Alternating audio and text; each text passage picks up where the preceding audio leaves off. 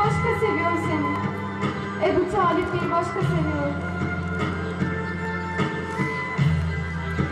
Ya Resulallah, Mekke çocukları annelerine seslenirler miydi senin yanında? Onlar anne deyince sen yere mi bakardın? Mekke rüzgarları kaç gece gözyaşlarını taşıdı Ebba'ya.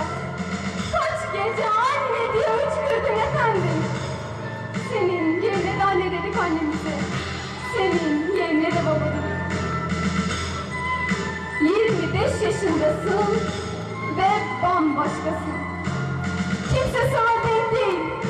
Şefkat yayıyor kokun. Güven veriyor sesin. Sen Muhammed'in eminsin. 33 yaşındasın. Dalga dalga rahmet var.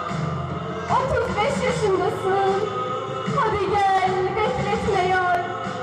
İniltiler çalıyor kapısını göklerin. Hadi gel bekletme yar. Sinesini çatlayacak Resul bekleyenlerin. Hadi gel ey yar. Çocuklarımıza Allah Resulü'nün aşkını anlatmalı. Onun sevgisini çocuklarımızın kalbine yerleştirmeliyiz. Bizler iyiyi kötüden ayırt etmeyi, birbirimizi sevmeyi, paylaşmayı, yardımlaşmayı, ahlakın güzelliklerini, dürüstlüğü, doğruluğu, erdemli bir davranışı, hoşgörünün en mükemmelini, insana saygının encisini, şefkat ve merhametin sınır tanımayan boyutunu, adaletin en güzel tatbikatını, kısacası her şeyin en iyisini ve en güzelini, o rahmet peygamberinin tebliğ, tavsiye ve uygulamalarından öğrendik. Hayatımızı anlamlı kılan değerlerimizi, dünya ve ahiret dengesini, insan onuruna uyan yaşama sanatını bizlere hep o gösterdi.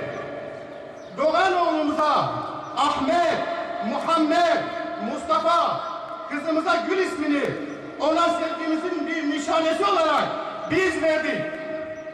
Bahçemize, evimizdeki saksımıza rengarenk gülleri ona olan muhabbetimizden diktik.